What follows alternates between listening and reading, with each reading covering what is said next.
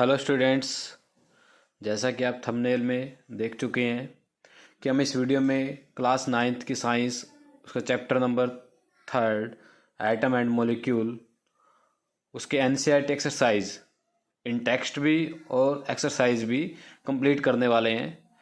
तो आइए हम स्टार्ट करते हैं पेज नंबर 32 और 33 से।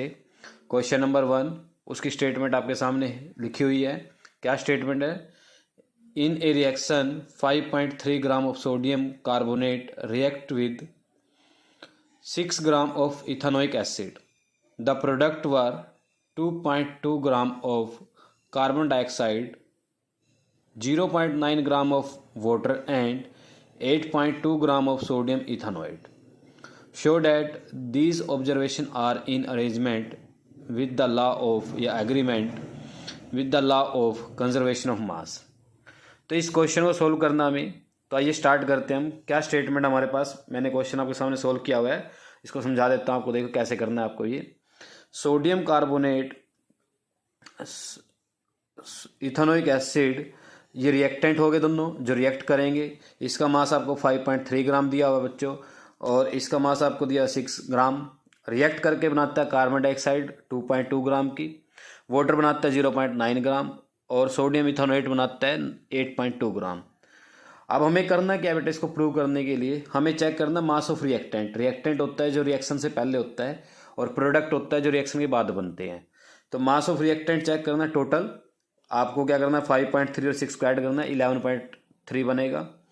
उसके बाद मास ऑफ प्रोडक्ट, यानी कि ये तीनों जो आपके प्रोडक्ट हैं इनको मास ऐड करना है आपको। 2.2, 0.9, 8.2 ग्राम, ये क्या बनेगा? 11.3 ग्राम बनेगा। अब आपने चेक किया कि मास ऑफ रिएक्टेंट और मास ऑफ प्रोडक्ट इक्वल आ गया। जब मास ऑफ रिएक्टेंट और मास ऑफ प्रोडक्ट इक्वल आ जाए, इसका मीनिंग क्या होता है? यही होता है कंजर्वेशन ऑफ मास। कि कंजर्वेशन ऑफ मास होता है कि बेटा रिएक्शन होने से पहले और रिएक्शन होने के बाद आपका मास सेम रहना चाहिए रिएक्शन के थ्रू आउट। इसको हम क्या बोलते हैं? कंजर्वेशन ऑफ मास। तो ये क्वेश्चन आपको ऐसे करना था। तो देखिए बच्चों, क्वेश्चन नंबर 2 की स्टेटमेंट आपकी स्क्रीन के ऊपर लिखी हुई है। Hydrogen and oxygen combine in the ratio 1:8 by mass to form water. What mass of oxygen gas would be required to react completely with 3 gram of hydrogen gas?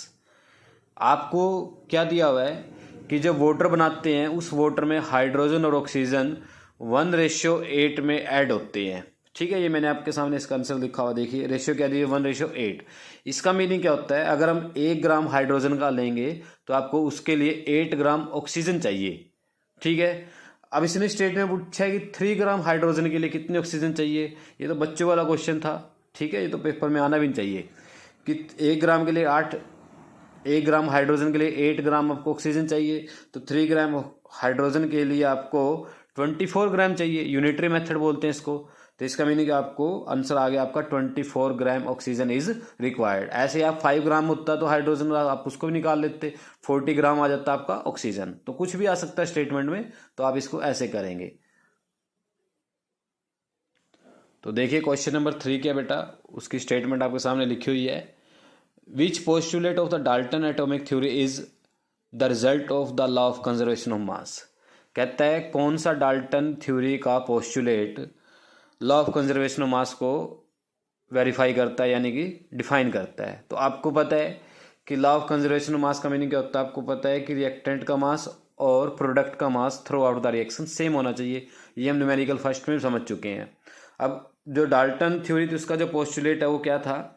ये जो मैंने पोस्टुलेट आपके सामने लिखा हुआ ये था, atom can neither be created nor destroyed in the chemical reaction. इसका मीनिंग होता है बच्चों कि केमिकल रिएक्शन के अंदर कोई भी नया आपका एटम नहीं बनेगा, और जो एटम आपके पास प्रेजेंट थे उनमें से कुछ भी खत्म नहीं होगा। थ्रू आउट क्या रहेंगे? सेम रहेंगे। अब आपको पता है एटम हवा में तो बनेगा नहीं, कहीं ना कहीं से तो लेके आना पड़ेगा। अब आपके पास जो रिएक्टेंट होता है उतना ही माल रहेगा, उसके बाद जो खत्म होने के बाद रिएक्शन हो जाएगी पूरी, तब भी आपका जो प्रोडक्ट बनेगा वो रिएक्टेंट के बराबर ही होता है हमेशा। इसी को बोलते हैं लॉ ऑफ कंजर्वेशन ऑफ मास। तो ये पोस्टुलेट जो है डाल्टन एटॉमिक थ्योरी का law of conservation of mass को डिनोट करता है, वेरीफाई करता है। क्वेश्चन नंबर 4 देखिए बच्चों, आपकी स्क्रीन के ऊपर आ चुका है। Which postulate of the Dalton atomic theory can explain the law of definite proportion. अब पहले उसने कंजर्वेशन ऑफ मास पूछा था, अब क्या पूछ लिया उसने, डेफिनेट प्रोपोर्शन का जो लॉ होता है उसको वेरीफाई करने के लिए, उसको डिफाइन करने के लिए डाल्टन ने क्या बोला है, the number and the kind of atom in A given compound is fixed. इसका मीनिंग क्या होता है, अगर आपको कोई भी कंपाउंड बनाना है उसके अंदर जो आपके एटम यूज हो रहे हैं वो क्या होते हैं बेटा, फिक्स रेशियो में होते हैं। ये हम क्वेश्चन नंबर 2 जो हमने न्यूमेरिकल किया था, जैसे वाटर बनाना है तो आपका हाइड्रोजन और ऑक्सीजन 1:8 में क्या होते हैं, फिक्स होते हैं। ठीक है, तो ये आपका क्वेश्चन नंबर 4 था। तो देखिए बच्चों, पेज नंबर 35 का क्वेश्चन नंबर 1, उसकी स्टेटमेंट आपके सामने लिखी हुई है, define the atomic mass unit. ये एटॉमिक मास यूनिट होती क्या है, एक बेटा यूनिट हमेशा एक स्टैंडर्ड होता है जो क्या कर देता है, फिक्स कर देता है किसी चीज़ को। जैसे आपको 1 किलोग्राम का पता है, अब 1 किलोग्राम क्या होता है, एक फिक्स अमाउंट है, आप उसको चेंज नहीं कर सकते हैं, आपको कहीं पर भी वो बाट मिल जाता है 1 किलोग्राम का। अब आपको कहता है 5 किलोग्राम, इसका मीनिंग होता है उस यूनिट को बार बार 5 बार रखिए, जो मास बनेगा वो क्या बन जाएगा, 5 किलोग्राम बन जाएगा, यानी कि उसको 5 बार रखिए, ऐड करते रहिए। तो एटॉमिक यूनिट क्या होती है, ऐसे ही हमने क्या किया, हमने डिफाइन किया कि कार्बन एटम